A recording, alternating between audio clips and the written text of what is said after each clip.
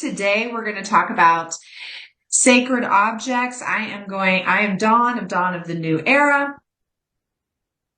Go ahead and introduce yourself, guys. Okay. Go ahead. Oh, I'm Iggy Garcia. Okay. Okay. And I'm Susan Josephson. And so we're going to start with me telling some stories and trying to point things out. And just to say something about where I'm coming from, I'm an artist, but I also have a PhD in philosophy and was a philosophy professor at the Columbus College of Art and Design for 39 years till I retired. And among other things, I wrote a book about the philosophy of art called From Idolatry to Advertising, Visual Art and Contemporary Culture. And the idea there is that the range of art and its power, art is really powerful in all kinds of ways. On one hand, you've got the advertising, which is art that tries to persuade you of things. Art's really good at that.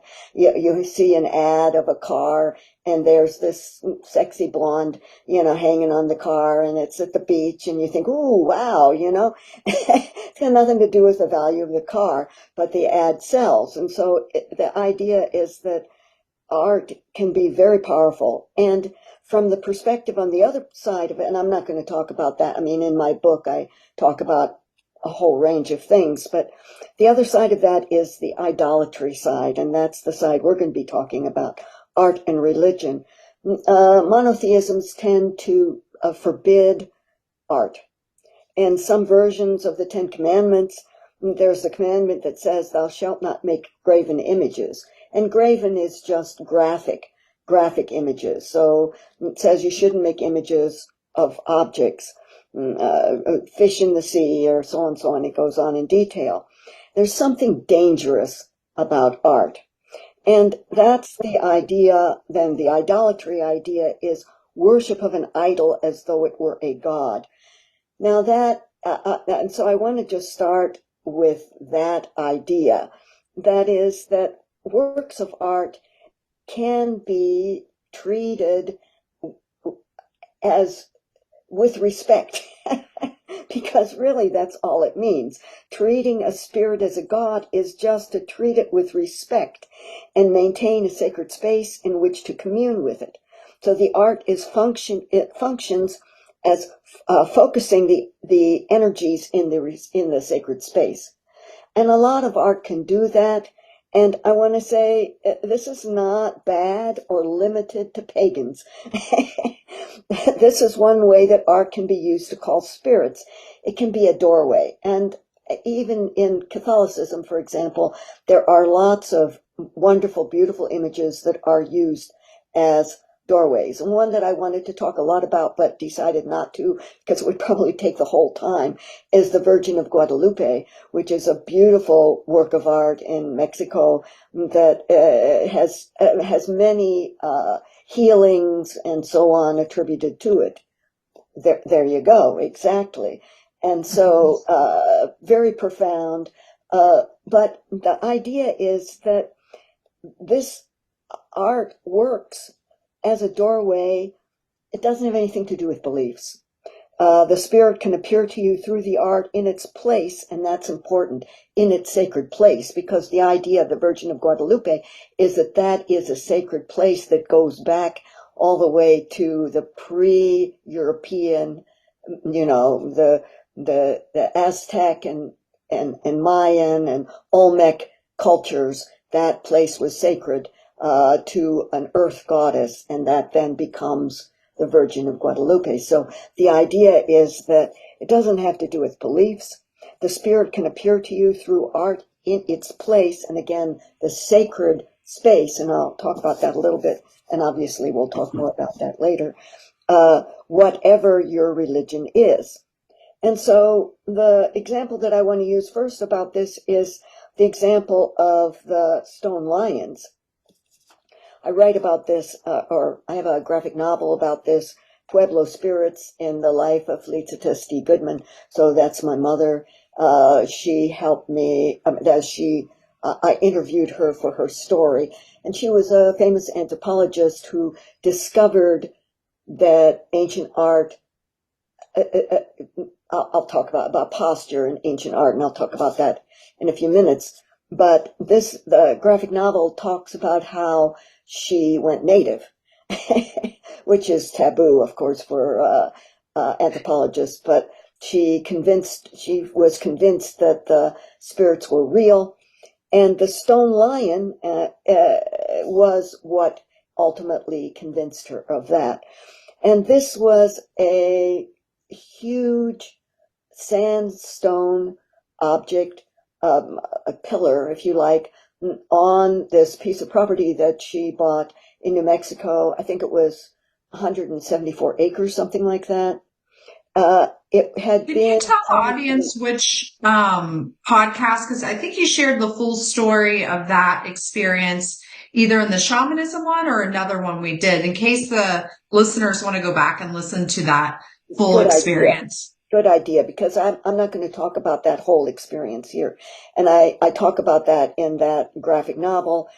But what I want to focus on is there was this pillar in the on this piece of property that was carved by the wind into the shape of a mountain lion. And there are mountain lions. This land is very close to the Santa de Cristo mountain range there in New Mexico. And it's a doorway that humans can find and use. It was not made by humans. It was made by the wind. And it's an image of the stone lion that was considered sacred and that cannot be photographed or reproduced. And now it's gone. It's vanished. There was a big storm a few years ago in New Mexico that then blew it away. So that portal is completely vanished. And so, but however, it was through seeing this portal that you could see, that you could call these spirits. And there's an image that will come with this talk of the stone lion spirit, but the image of the spirit, and that's kind of my memory of what it looked like when I saw it. My sister saw it. So, it was independently seen. But looking at an image of the spirit won't let you call the spirit. It's the portal that lets you call the spirit, because that marks a place. And so the idea is that when we make a sacred space for sacred objects, we're making a place for them, or when we put it in a direction, we're referring to the place, that the sacred place of these spirits. And so when my mother and my brother tried to call this spirit in my brother's home in Buffalo, New York, quite some distance from New Mexico, and again there was a picture for that, they called the spirit. They remembered, both of them had seen the portal, and they made a little image for themselves out of kid blocks to focus that energy. And then they remembered in their minds what this portal looked like, and then they called through the portal. So it isn't that you could call the spirit by looking at an image of the spirit. You can call the spirit, actually it's a collection of spirits, you can call these spirits through the portal. That's the only way. And when they called, this angry black cat appeared at their back door. They had the back door open. This angry black cat appeared at the door, and then there's an image for that.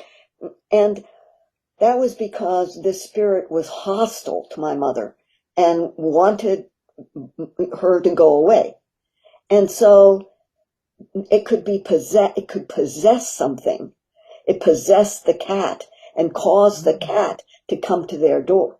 They could do that because they were visualizing in their minds the portal through which these spirits could come. You can't get it through visualizing the spirit itself. And I make that point because the idea is that a lot of spirits, it's got to do with place, where they are, their physical location in some sense. And in our Western culture, we've forgotten about that. And the best we can do is to make a sacred space and to put the sacred objects in a certain direction that then helps us imitate, so to speak, this idea of place. But some spirits are very bound to place. And so what kind of art can become a doorway for spirits? And this is complicated, and there's a lot to say, but I'm not going to say a lot. I'm just going to focus on this one thing, which is the posture that it shows. So this is, for example, the Koroi statues, and there should be an image of that. This is a pattern that comes from ancient Egypt, and the images of that show two male figures who are nude and who look very much alike. Well, and these, we know the story of these images, that it was written up by Aristotle, a Greek philosopher, and there had been this woman who was a priestess. She wanted to, she had to go to a ceremony at the temple of a goddess, I think goddess Hera, in the Greek pantheon, but the oxen had not come back from the fields in time, and so she asked her sons to yoke themselves to her chariot, and they then ran her as oxen to the temple. They then died in the sanctuary, and they then became these heroes. And because they were heroes, these statues were put up to them. But the pattern of these statues is an ancient pattern that comes from Egypt, and there's an art object for that. These statues were written up in the Greek by the Greeks as stone houses for spirits. So if you did the right rituals, you gave offerings, poured at the base of the statue. So usually it was a blood offering from a sacrifice. We misunderstand that. We think these sacrifices were made just to please the deities, but actually these people were meat eaters. They wanted to eat lunch. Lunch meant killing an animal, and then they poured the blood on the statue.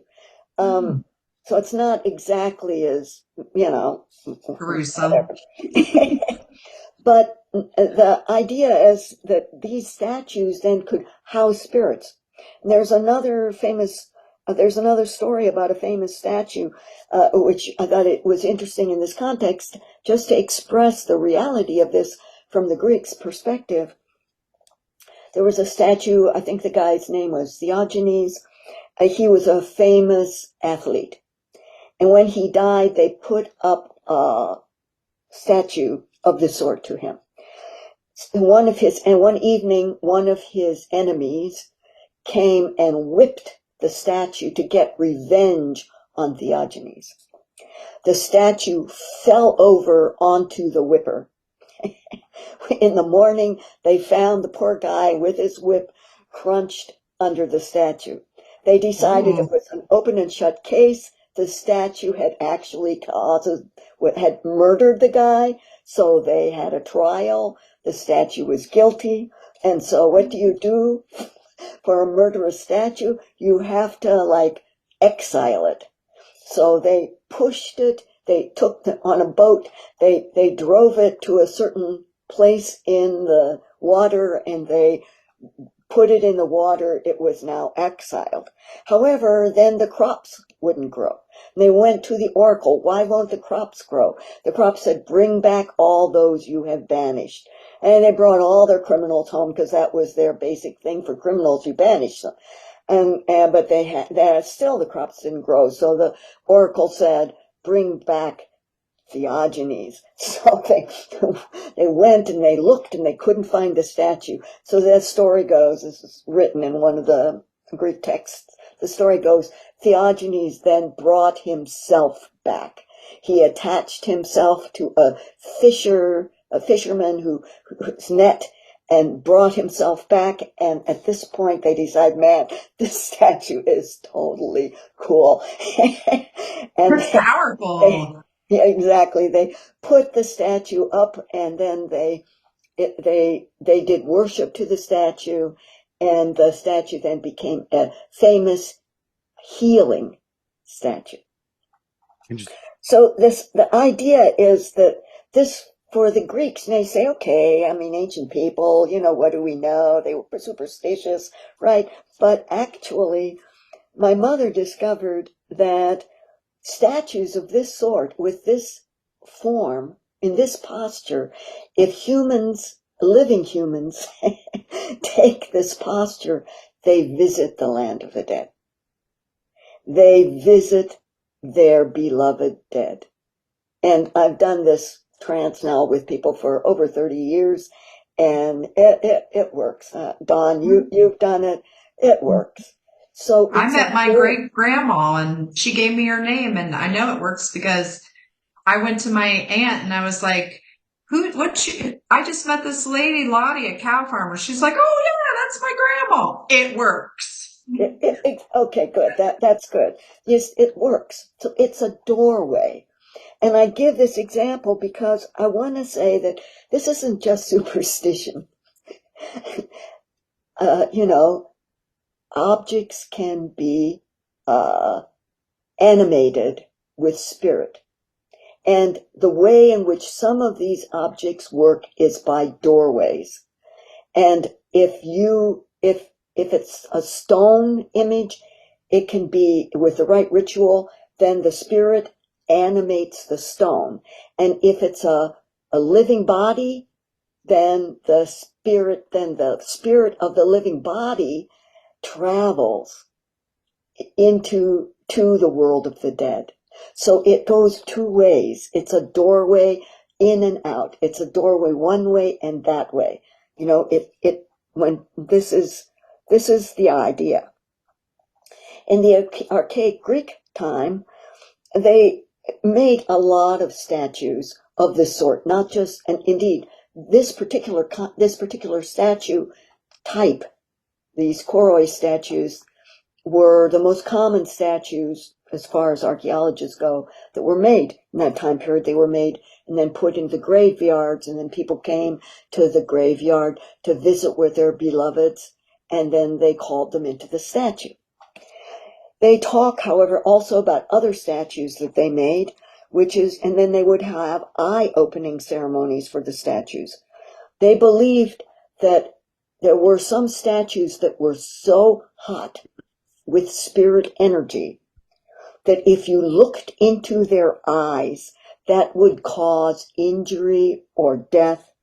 They could make trees go sterile. Now, I don't quite understand that one, but that's what they say. But they also say these statues could heal and they could prophesy. And so this was the force of these statues. Now, just to say a little bit about how this is still living. There are still statues like that in our world. For example, I went to the Metropolitan Museum of Art in New York City several years ago, and then there's an image of that. They had on loan a statue from Egypt, which was signed by 3 pharaohs. And all of them about 3,000 years ago. 3,000 to 4,000 years ago. And I also there's also an image there of a statue in the same posture from the Old Kingdom about 5,000 years ago. For those many thousands of years, people used this statue to call the deity Horus. And we've done those trances. Mm-hmm. And We just did that one. Exactly. Dawn have done these. It works.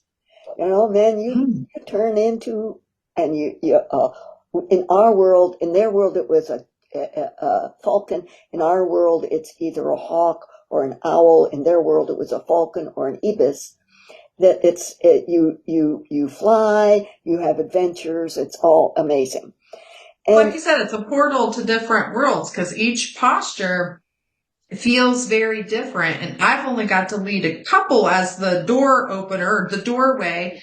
And it definitely feels, you can feel you're going a different direction as the shaman when you're leading it. But now, even as a participant, I can feel the difference in the, the frequency of each of the spaces. Exactly. And so that the point there is that there are many worlds, many directions, and that each one of these postures or animated statues, because these are also animated statues in their original form. So this statue was, it was so hot. I mean, I was just amazed. When I saw it in New York City, I mean, it was really hot and I could see into it and the spirit wanted out. And it was it was a spirit that it remembered cities, and because it was the Egyptians had these big cities. Beautiful cities. It wanted out, and there's an adventure there. I think I might have talked about it in some other podcast, where basically it called to me, and then then spontaneously I found myself talking about this with somebody who was a dancer, beautiful woman, spiritually beautiful and physically beautiful, Martha Graham School, professional dancer. She made a dance of the mother of Horus, giving birth to Horus, because she was so impressed with the vision that she had, the experience of the trance. And then, she's living in an apartment in New York City. Those huge buildings, and a hawk visited her. It was between two buildings. She shows a video of it. For several minutes, that hawk just sat there looking at her through the glass, saying, "Okay, you called me, I came. You gave birth to Horus in New York City." And since then, supposedly, who knows what the causal connection is, but from my spirit world, I have the belief that this has something to do with it. There are now a lot more hawks in New York City, and they feed on the rats and the pigeons, and New Yorkers love them. Yeah. So the idea is that the art can be animated, that the power is in the posture, that we can imitate that posture.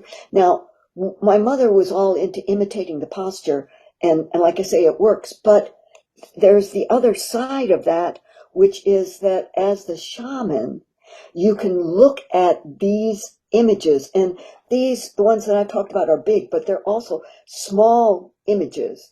It isn't like it has to be monumental. You look at the image and you can then feel in your body where that posture takes you in your body, and you can visualize that spirit world by looking through the art, by using the art to focus your energies. It sounds like it's a lot about intention, because I'm thinking of like the Hinduism and all the temples I've been to, and when you say hot, that's what all these like deities look like. They have them in cases. They give them flowers. They give them money. Same thing, offerings, and they literally have auras. They literally like. Oh my gosh! And I saw a doll. I saw one cry one time. I saw tears come down its eyes. I was like, "No, that's too far. That's too hot. Too alive." Exactly. And so what I want to say here is that, and to kind of open the door for the rest of our discussion too, is that this is not pretend. This is real. Yeah. Art objects can become animated.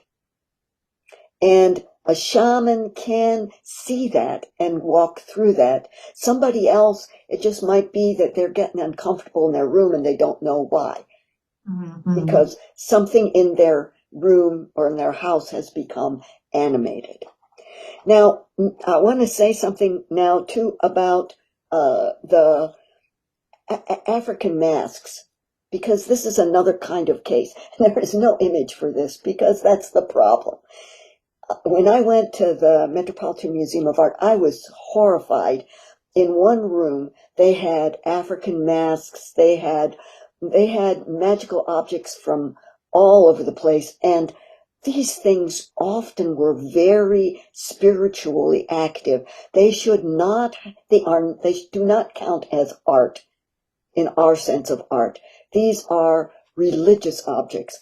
And I can remember in my experience, for example, African masks. I remember there was a store somewhere where near campus, which was a art and gifts and so on store, and one day I went in there and they said, oh, they had just gotten a new shipment of African masks, and these things in their own culture are kept in the dark when they are not being used. And when they are used in dance, they possess the dancer. And what the dancer does is considered to be the fault of the mask. I mean, it's the mask doing it, not the dancer. These things should not be, they shouldn't be displayed on a wall in a store. And these things they're very strong. And what was interesting was and oftentimes they're stolen objects. Mostly they're stolen. And these were stolen objects. And to me, when I looked at them, they were hot. They were a spiritual act and they were angry. And the next day I read in the paper that store that evening had spontaneously a fire had started. The store had burned to the ground. And I couldn't help but thinking, it's the masks. Did the masks burn too? Were they like, if I'm trapped here, I'm out. They'll evolve into something else. Yeah. Absolutely. I mean, they were angry, and that's what they did. And that was, and so I say that because one lesson to be learned from this is that if you've got animated statues, you've got spiritual powers that have their own agendas, and they have to be treated with respect. And sometimes they need to be covered. And now, for me, I mean, one thing I learned about this was, and this is where I want to open it up for your inputs as well, more, is that in terms of my power objects, I cover my power objects. I put them away when they're not in use. Otherwise, they tend to either lose their power or to attract vibes and possession.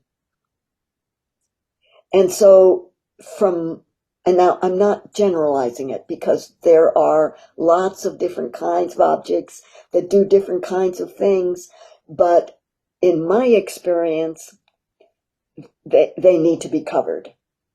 when they're not in use. And now has that been your experience? That's a great segue, Iggy. Yeah. Well, thanks for sharing that, but that was a lot of information there. Yeah. Excuse me. So, I was sitting here listening to what you were sharing, and I couldn't help but think about all the things in our Western society with statues. Right. Like, for example, the Statue of Liberty. Right. That came to my mind. I was thinking, it came as a hand first with a torch, and then eventually built on the rest of the body.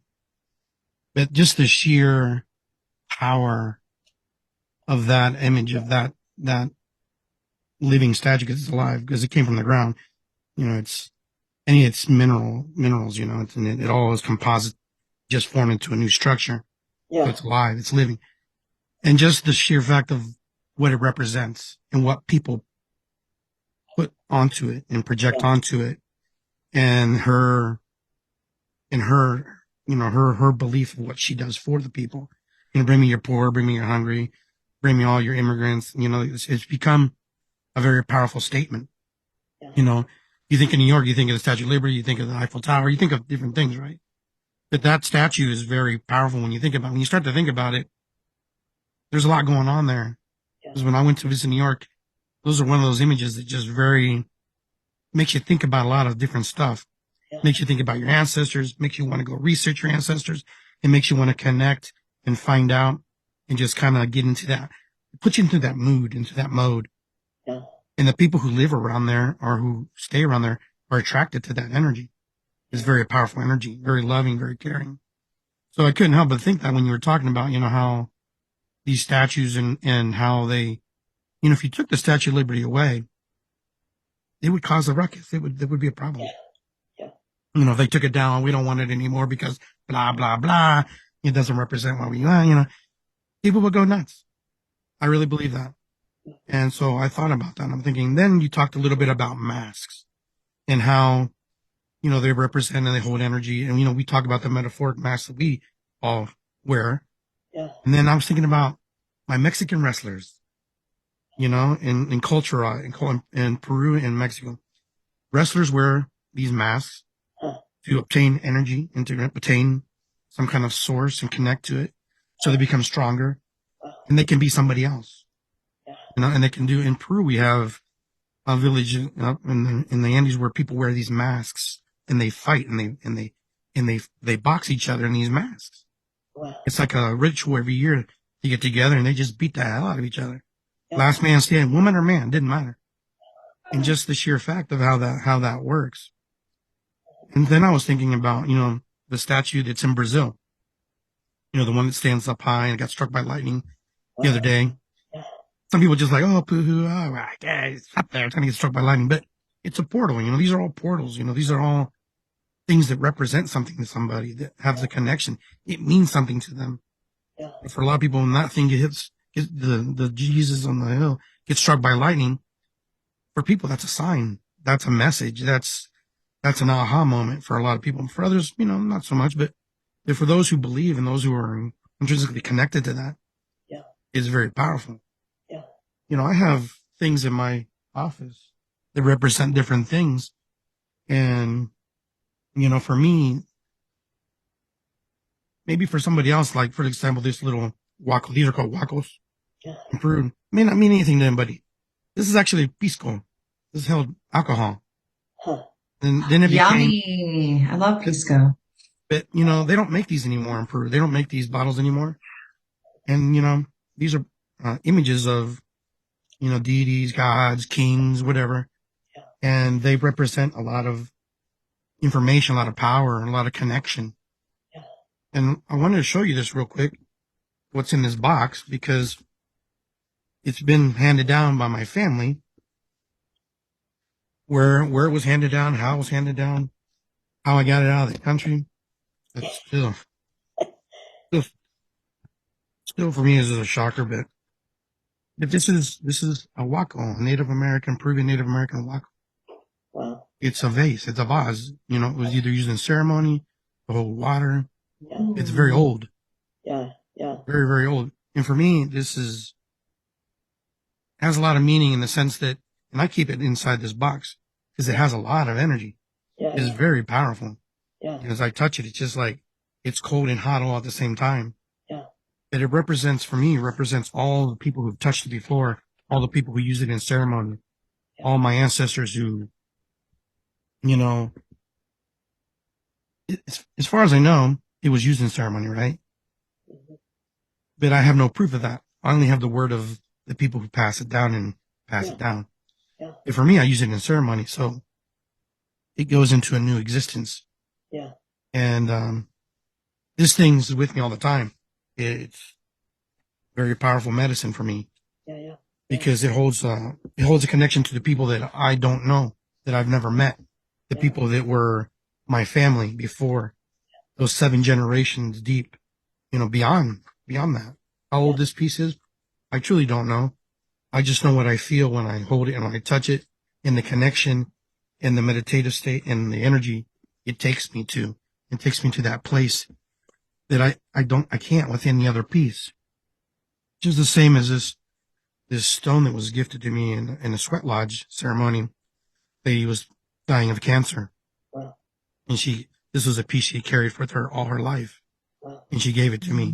Wow. And so this piece for me says a lot. When I touch it, I feel her sadness, her pain. I'm blessed that I've cleansed it, but you can't help be connected to that person in the life that they lived, Yeah. that they have inscripted into this stone.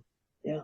Yeah. And so when we talk about living, things are alive, I believe that. I really truly believe that, in the work I do with my bundle, all the little intricate pieces and parts that are gifted to me by other people.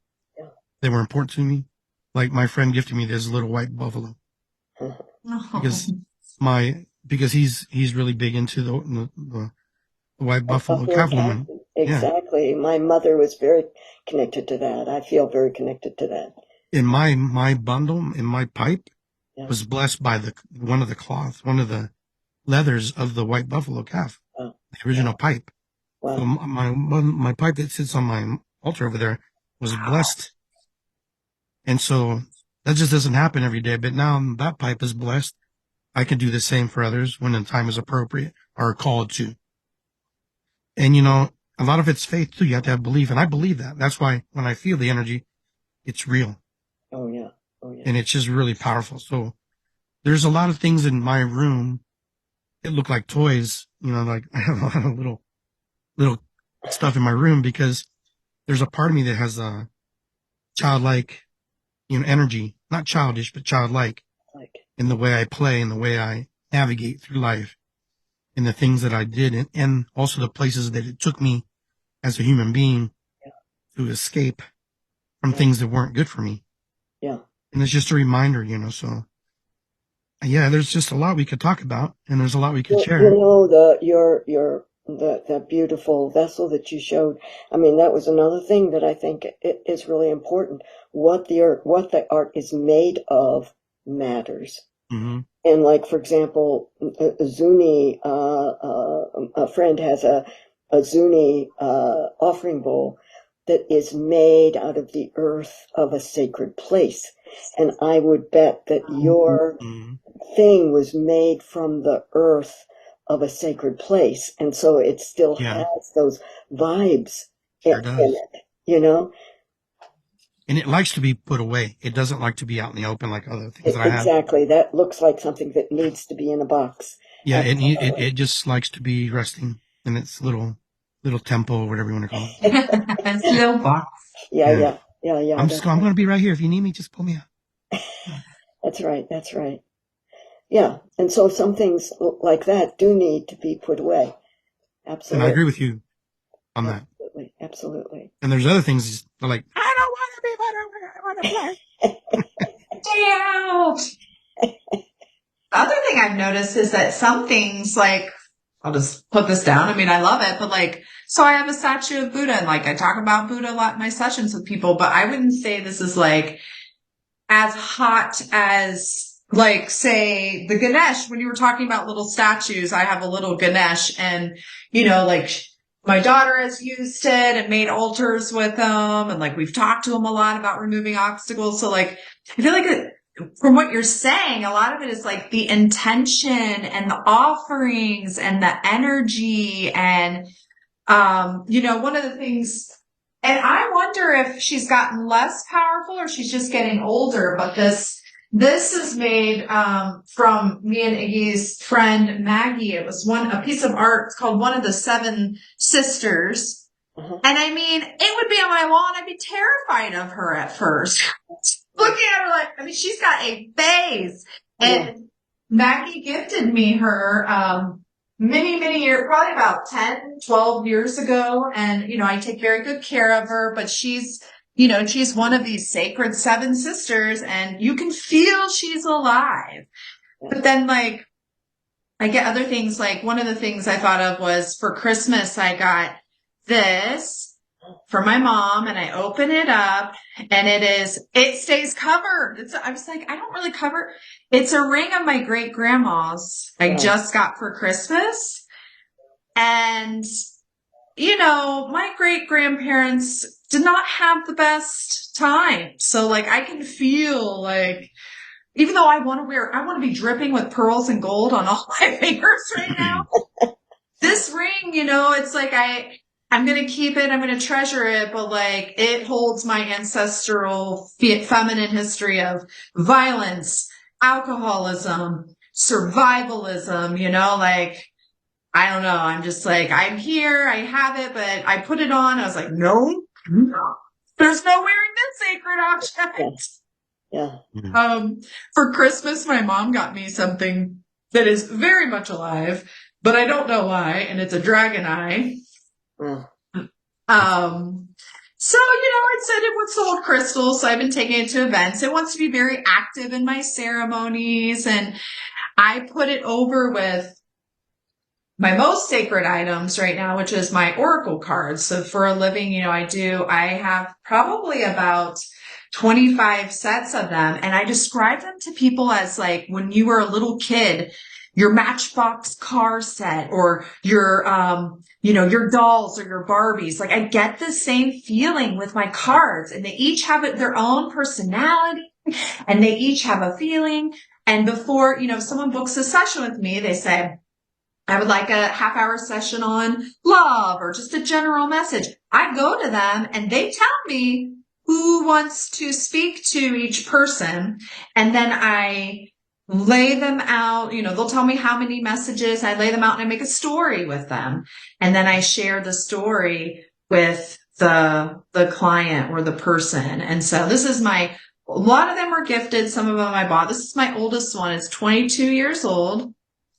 And it's the fairies, and fairies are so sweet, right? What a cool realm. They're all about, don't take life so seriously, like party, play, rest, be well. A lot of people on their spiritual journey, they're like, it's serious.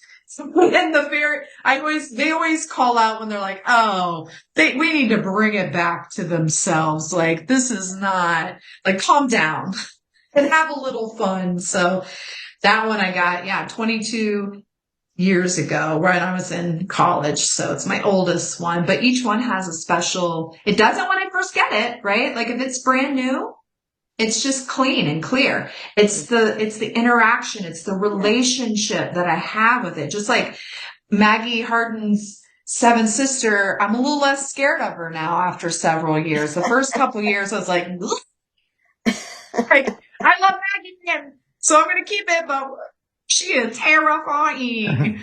I got one more. I think I showed you guys this before. I got this with Iggy when I went to Peru in one of the little shops. And I remember now.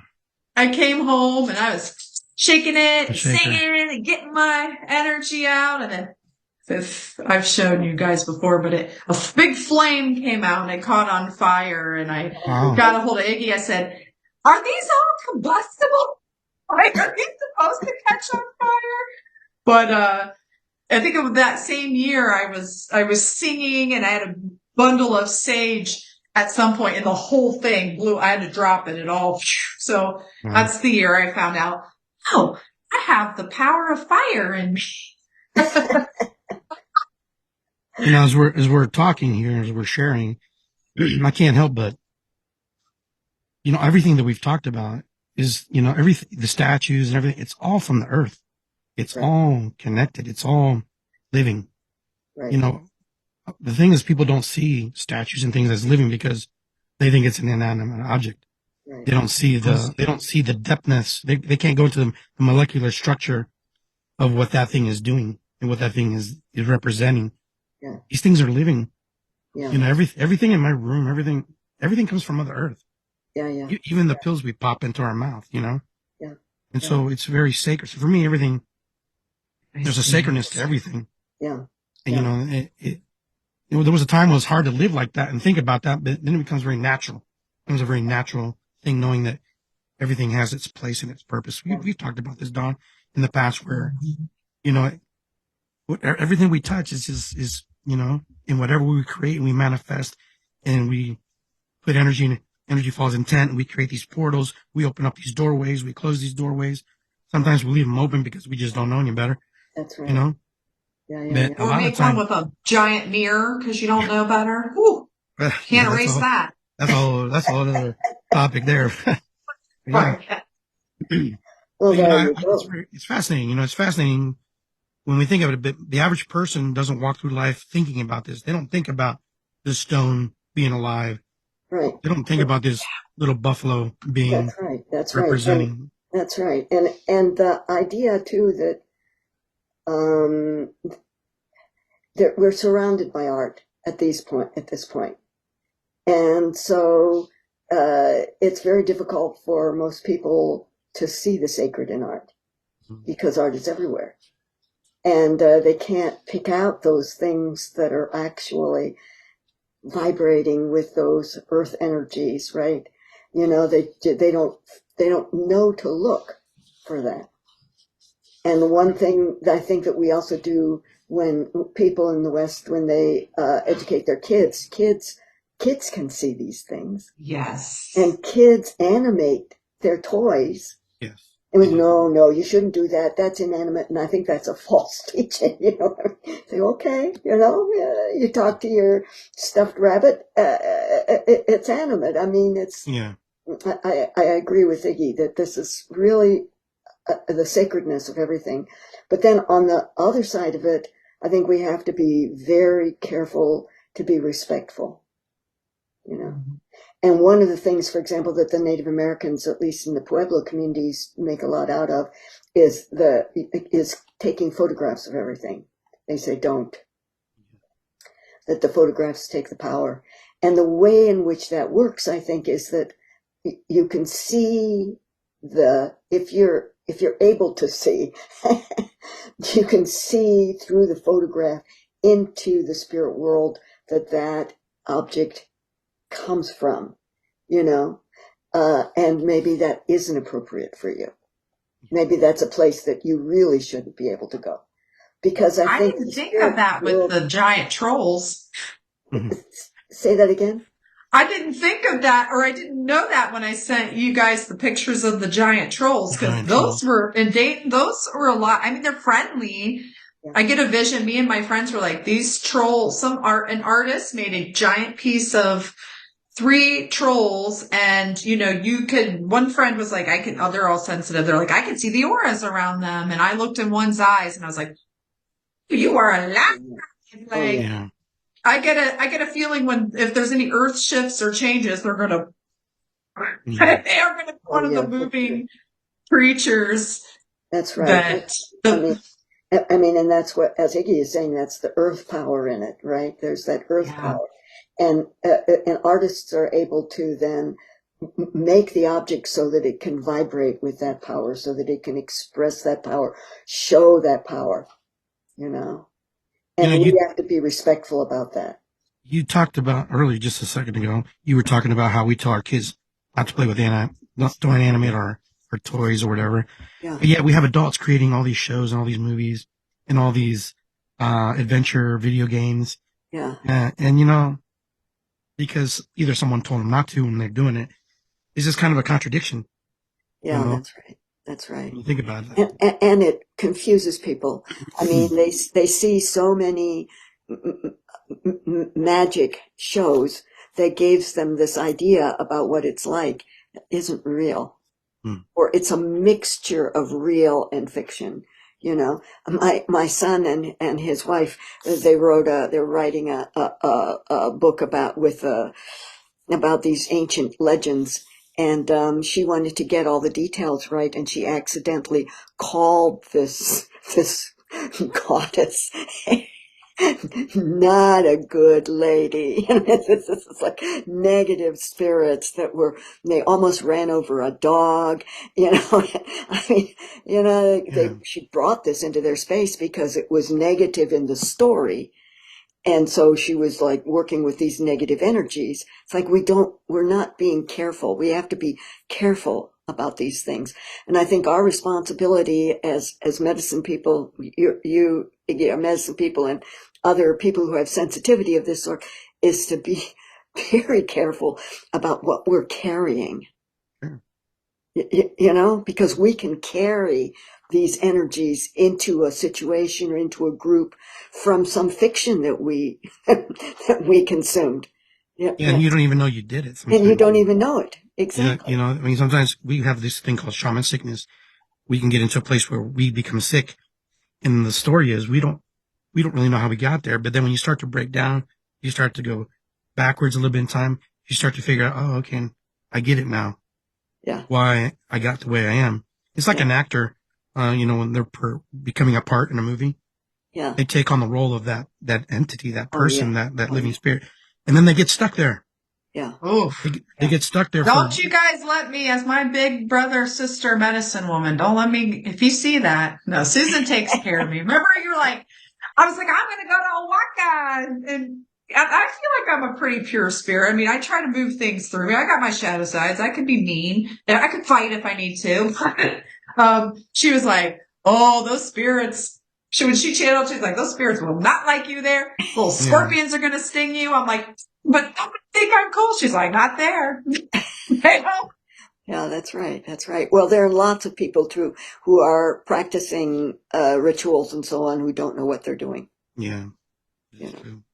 That now that it's become really trendy, I know for the last several years, even before COVID, like a lot of my friends are like, let's get in big rituals and call in the directions and call in spirits. And Susan's been like, girl, you know, they're playing around with dangerous things and, you know, you're porous, or I don't think you use that word porous, but I feel like I'm extra porous. Like when we went to do a photo shoot a couple weeks ago, the house was so haunted and everybody felt it. And I was like, what I tell them, I was like, I can't do it. I can't help you. You know, I have to set boundaries with spirits and, you know, and just be careful. Like I got to be careful this ring. I can't wear it and then take on the karma of my mom's line. And, you know, I definitely keep my cards covered at night. They like to be in their little bed, in their little box and go back to their bed and sometimes saged. And I try to be as respectful as possible and not scared too. One of the things I've learned is that any kind of fear will attract in the more fearful spirits, right? Oh, absolutely. That attracts. That's right. It's like learning a new skill, right? And a lot of people, you know, you said it's become very trendy. Ouija boards and all, you know, calling spirits and all this stuff. Yeah. And it's like being a brain surgeon. You don't just go and do surgery right off the top, right? You have to go through a whole process of stuff. You have to learn. That's right. What you can or cannot do and what you should do. And I think a lot of people skip the steps because you know, they have that, oh, well, you know, spirit talking to me, you know, spirit talks to everybody. Yeah, that's right. Right. You know? Yeah. Exactly. That's a good point. Absolutely. I always say, anyone can buy hair scissors, but unless you're trained, please do not cut hair. You might be able to do okay, but well, I can cut hair. Well, is it going to look all right? But I ain't going to look good like you would do. Me or Susie. Well, guys, we've got to start wrapping up. It's been about an hour. This has been so for next awesome. time it'll be about rasa theory, which is ancient is theory from India having to do with how to deal with your emotional life. Sign me up. People think that the way to get happy is that there's something outside them, that if they pursue that, if they get that, that's going to be happy. But as the Dalai Lama says, and this theory